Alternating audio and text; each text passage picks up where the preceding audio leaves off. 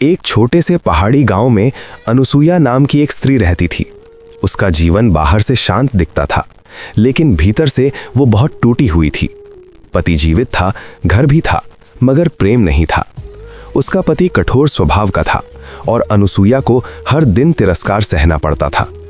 गांव वाले कहते थे, पति साथ हो तो स्त्री भाग्यशाली होती है, लेकिन अनुसुईया जानती थी कि बिना सम्मान का साथ सबसे बड़ा अभिशाप होता है। दिन बीतते गए और एक दिन उसका पति गंभीर बीमारी से ग्रसित हो गया।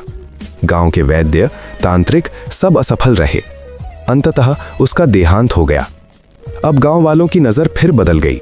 पहले तिरस्कार, अब सहानुभूति, लेकिन भीतर ही भीतर वही पुरानी सोच। अनुसुईया अकेली हो गई। न घर में शांति थी, न मन में। एक दिन गांव के बाहर से 3 साधु आए। चेहरों पर तेज, नेत्रों में करुणा और वाणी में अद्भुत शांति। गांव वाले उनके चरणों में झुक गए।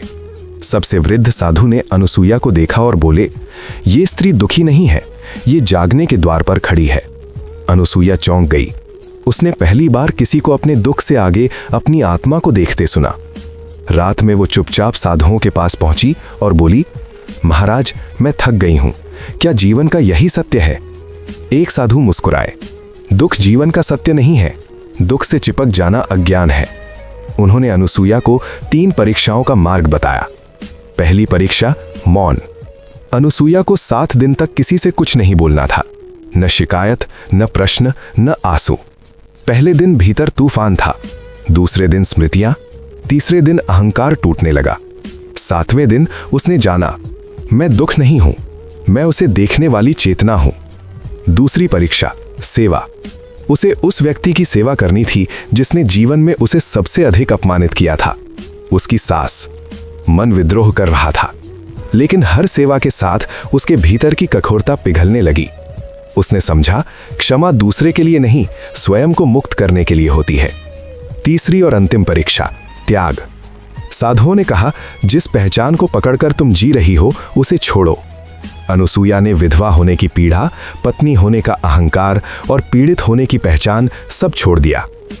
उस रात ध्यान में उसने स्वयं को पहली बार पूर्ण महसूस किया। परिवर्तन। सुबह जब साधु उसे आशीर्वाद देकर चले गए, अनुसुईया वही थी, लेकिन फिर भी वही नहीं थी। अब वो भीख नहीं मांगती थी, न प्रेम की, न सम्मान की। गांव वालों ने उसमें एक अलग ही तेज देखा। धीरे धीरे लोग उसके पास सलाह लेने आने लगे। अब वो केवल अनुसुईया नहीं थी, वो मां अनुसुईया बन चुकी थी। सीख। ये कहानी सिखाती है कि दुख परिस्थिति से नहीं, दृष्टि से आता है। साधना जंगल में नहीं, जीवन में होती है। और सच्चा चमत्कार बाहर नहीं, भीतर घटता है।